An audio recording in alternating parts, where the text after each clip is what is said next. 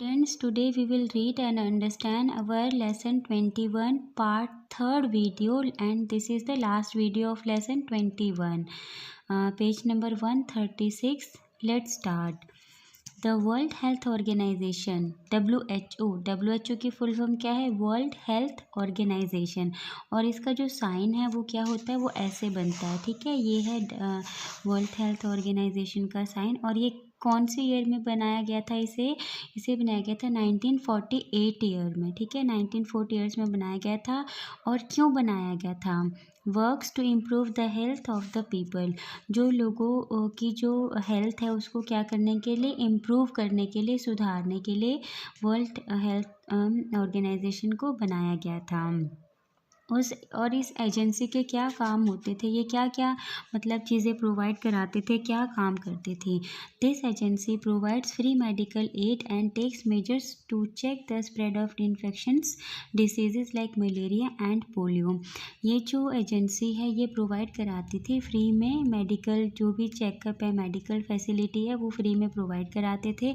और इस चीज़ का भी ध्यान रखते थे, इस जो डिसीज़ है, जो इन्फेक्शन है, वो जैसे मलेरिया है, पोलियो है, ये जो डिसीज़ है इसको भी देखते थे कि ये लोगों में ना हो। The WHO also sends trained doctors and nurses to different countries to do medical research on diseases like। और WHO ने अपने जितने भी ट्रेन डॉक्टर्स होते थे, नर्सेज होते थे, उनको कंट्रीज़ के डिफरेंट पार्ट्स में क्या करने के लिए भेजा होता था? मेडिकल रिसर्च करने के लिए भेजा था हो जाता। और जो मैं रिसर्च करना था वो किस चीज़ के ऊपर रिसर्च करना था? किस डिसीज़, किस बीमारी के ऊपर रिसर्च करना था? एड्स के ऊपर। It's headquarters is it at Geneva. और जो WHO का जो हेड क्वार्टर है ये है जेनेवा में, ये स्विट्ज़रलैंड में है। Today diseases like smallpox have been totally eradicated from the world. अब जो आज के टाइम में जो डिसीज़ है स्मॉल पॉक्स, ये बिल्कुल ही क्या है? ख़त्म हो गई है, ठीक है। इसको जड़ से ख़त्म कर दिया है due to the efforts of the WHO। और ये किसके एफर्ट से हुआ है? WHO की एफर्ट्स से हुआ है, उनकी मेहनत से हुआ है। With the help of WHO, India hopes to get rid of the dreaded diseases of polio as well. और WHO की हेल्प से ही इंडिया में जो पोलियो जैसी जो एकदम ख़तरनाक बीमारी थी, उसको भी क्या है, ये इसके लिए भी दवाई बना ली गई है, ठीक है। और जो आपको पता है कि छोटे बच्चों को ये जो पोलियो ड्रॉप्स क्यों पिलाई जाती है? ताकि उनको कोई भी पोलियो से रिलेटेड कोई भी प्रॉब्लम ना हो। Next page, now come to next page 137। The United Nations Educational, Scientific and Cultural Organization. और जो इसकी शॉर्ट फॉर्म है वो क्या है? UNESCO, UNESCO. और इसका जो डायग्राम है वो कैसे है? वो ऐसे है इसका डायग्राम। और ये कब बना था? ये बना था 1946 में। यूनेस्को कब बना था? 1946 में। और जो UNICEF कब बना था? 1946 में। और WHO 1948 में। इस जो यूनेस्को का जो हेड क्वार्टर है वो कहाँ पर है? पेरिस में है।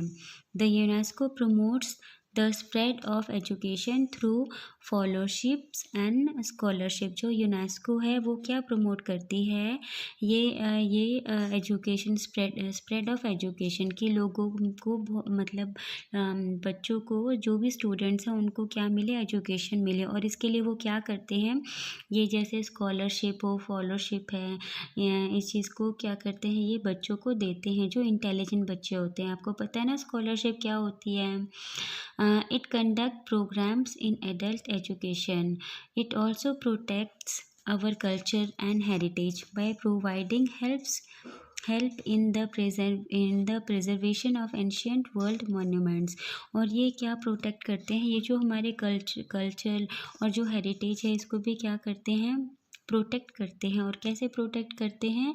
ये प्रोवाइड कराते हैं, जो भी एंशियंट मोन्यूमेंट्स हैं उनको क्या करना है? संभाल के रखने क्या। उसके बाद है हमारा the International Labour Organization ILO। और इसका जो साइन है वो क्या है? वो ये है ILO का साइन। इंटरनेशनल लेबर डे जो है ये कब बना था? ये 1919 में बना था। 1919 में बना था। इसका जो हेडक्वार्टर है वो कहाँ पर है? जेनेवा में है, स्विट्ज़रलैंड में है।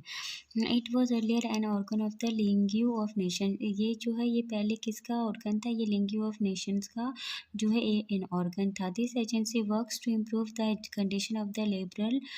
और ये जो एजेंसी है इसका क्या काम होता है? जो लेबरर है, जो लोग हैं, उनको क्या करना है? उनका कंडीशन को क्या करना है? इम्प्रूव करना है। देखना है कि उनका कोई एक्सप्लॉयटेशंस तो नहीं कर रहा, ठीक है, उनको कोई शोषण तो नहीं कर रहा, उनको कोई तंग या परेशान तो नहीं कर रहा काम के समय में। उसके बाद है the food and agriculture, FAO। जो FAO की फुल फॉर्म है वो क्या है? Food and Agriculture Organization. और ये कब बना था? ये 1945 में बना था। और इसका क्या काम होता है? It works towards rising the level of nutrition and standard of living, ठीक है। इसका क्या काम होता है? जो भी न्यूट्रिशन का लेवल है खाने में उसको क्या करना है? उसको बढ़ाना है, उनका ये काम है। उसके बाद है to improve agriculture productivity and fight hunger. It educate the farmers in better methods of farming.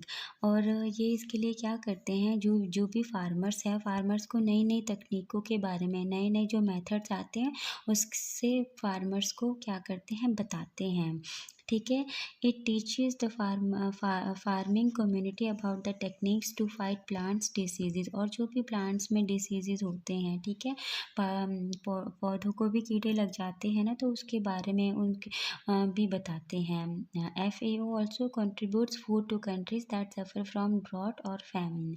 जो FAO है वो क्या करता है? ये फूड जो है वो डिस्ट्रीब्यूशन करते हैं, फूड डिस्ट्रीब्यूशन करते हैं कंट्रीज़ में। कहाँ पर करते हैं? जहाँ पर जैसे सूखा ड्रॉट होता है, जहाँ पे सूखा, जहाँ पे पानी की कमी होती है, जहाँ पे या फिर कोई प्रॉब्लम हो जाती है, ठीक है, अकाल पड़ जाता है, वहाँ पे ये उस कंट्रीज़ में ये फूड क्या करते हैं? डिस्ट्रीब्यूट करते हैं। The efforts of the UN are lauded today. This organization has been successful in not only preventing another world war but also curbing small wars like the Iran-Iraq from gaining proportions. The UN also played a significant role during the Kargil war between India and Pakistan.